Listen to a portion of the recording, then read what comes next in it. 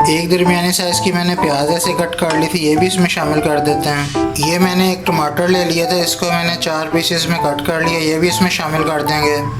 1 tablespoon लाल मिर्च का powder शामिल कर देंगे। 1/4 टेबलस्पून इसमें हल्दी शामिल कर देंगे। 1/2 टेबलस्पून ज़ीरा पाउडर शामिल कर देंगे। 1 किलो हमारे पास घिया तोरी है, इसलिए हम तकरीबन 100 ग्राम इसके अंदर ऑयल शामिल कर देंगे। ये 1 किलो मेरे पास घिया तोरी थी, इसको मैंने कट कर लिया था, ये अब हम इसके अंदर शामिल कर देते हैं। माशाल्लाह फाइनल चिकन घिया तोरी का सालन तैयार हो चुका है। बिस्मिल्लाहिर्रहमानिर्रहीम, अस्सलाम वालेकुम। मैं हूं शेफ उस्मान और आप देख रहे हैं शेफ उस्मान व्लॉग्स। आज मैं चिकन घिया तोरी का सालन बनाऊंगा, तो जानने के लिए चलते हैं वीडियो की तरफ। चिकन घिया तोरी बनाने के लिए ये आधा किलो मैंने चिकन का गोश्त ले लिया था, ये मैं देगची में शामिल कर देता हूँ। एक दरमियानी साइज़ की मैंने प्याज ऐसे कट कर ली थी, ये भी इसमें शामिल कर देते हैं। 5-6 जबे मेरे पास लहसुन के थे, ये भी इसमें शामिल कर देते हैं। अब हम इसके अंदर मसाला जात शामिल करते हैं। मसाला जात में 1 टेबलस्पून इसके अंदर नमक शामिल कर देंगे। 1 टेबलस्पून लाल मिर्च का पाउडर शामिल कर देंगे। 1/4 टेबलस्पून इसमें हल्दी शामिल कर देंगे। 1 टेबलस्पून धनिया पाउडर शामिल कर देंगे। 1/2 टेबलस्पून ज़ीरा पाउडर शामिल कर देंगे। अब हम इसके अंदर पानी शामिल कर देते हैं। ये 1 गिलास मैंने इसके अंदर पानी डाल दिया है, तकरीबन 1.5 गिलास आपने इसके अंदर पानी शामिल कर देना है। चम्मच से इसको अच्छी तरह हम हिला लेंगे ताकि मसाला जात अच्छी तरह मिक्स हो जाए। अब हम नीचे से फ्लेम ऑन कर देते हैं। अब हम इसके ऊपर ढक्कन लगा देते हैं और गोश्त के गलने का इंतज़ार करते हैं। और फ्लेम आपने मीडियम ही रखना है, हाई नहीं रखना, क्यों अगर आप फ्लेम तेज़ रखेंगे तो गोश्त का पानी जो है वो बहुत जल्दी खुश्क हो जाएगा और गोश्त गलेगा नहीं। इसलिए आपने इसका फ्लेम जो है गोश्त को गलाते वक्त मीडियम रखना है। तकरीबन 20 मिनट हो चुके हैं, मैंने अब ढक्कन उठा दिया है। पानी जो है गोश्त का खुश्क होने लगा है। अब गोश्त की बुनाई के लिए इसके अंदर हम ऑयल शामिल कर देते हैं। पकाने वाले 2 चम्मच ऑयल के हम इसके अंदर शामिल कर देंगे। 1 किलो हमारे पास घिया तोरी है, इसलिए हम तकरीबन 100 ग्राम इसके अंदर ऑयल शामिल कर देंगे। अब चम्मच की मदद से हम अच्छी तरह इसकी बुनाई कर लेते हैं, हिलाकर इसको। अब हमने उस वक्त तक इसकी बुनाई करनी है जब तक अच्छी तरह पानी जो है गोश्त का वो खुश्क ना हो जाए और ऑयल जो है वो अच्छी तरह बाहर आ जाए।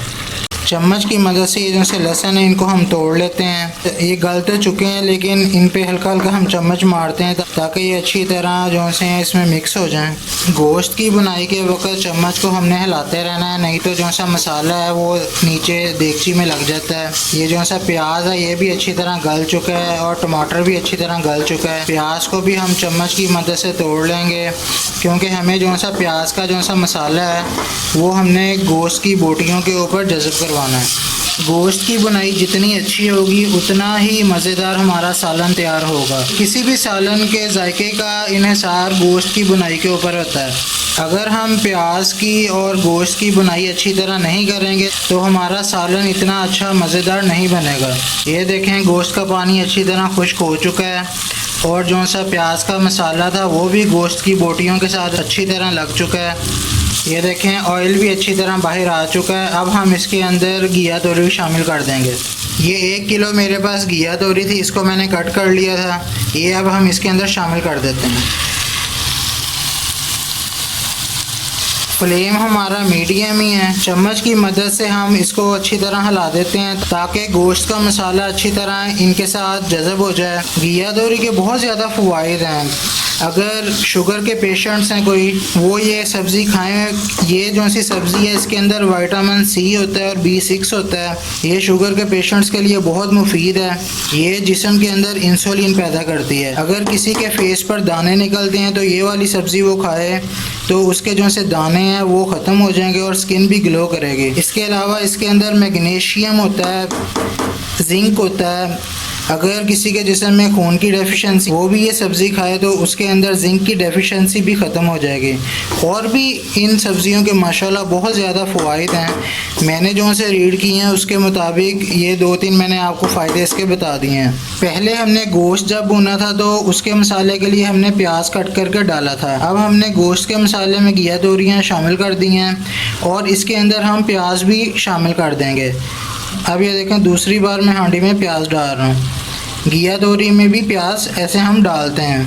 یہ میرے پاس ایک میڈیم سائز کا پیاز تھی، یہ میں نے اس کے اندر ڈال دیا۔ اب ہم اس کے اندر پانی شامل کر دیتے ہیں۔ یہ آدھا گلاس میں نے پانی لے لیا تھا، یہ اس کے اندر شامل کر دیں گے۔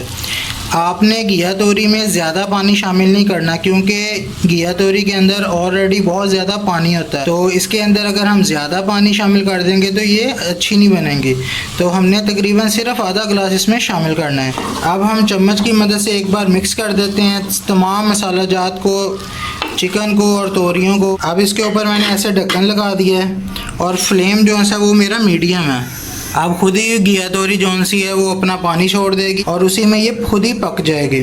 توریوں کا پانی خشک ہو چکا ہے، اب اس میں سے آئل نکل رہا ہے۔ اب ہماری توریاں گوشت جون سا ہے وہ تیار ہو چکا ہے۔ اب ہم اس کے اندر دھنیا ڈال دیں گے۔ دھنیا سے کسی بھی سبزی کا جون سا فلیور ہے بہت اچھا آتا ہے۔ چمچ سے ایک بار اس کو اچھی طرح ہم مکس کر لیتے ہیں۔ چکن گھیا توری کا سالن تیار ہو چکا ہے۔ اب ہم نیچے سے فلیم بند کر دیتے ہیں اور 5 منٹ کے لیے اس کے اوپر ڈھکن دے دیتے ہیں، پھر آپ کو ڈش آؤٹ کر کے دکھاتے ہیں۔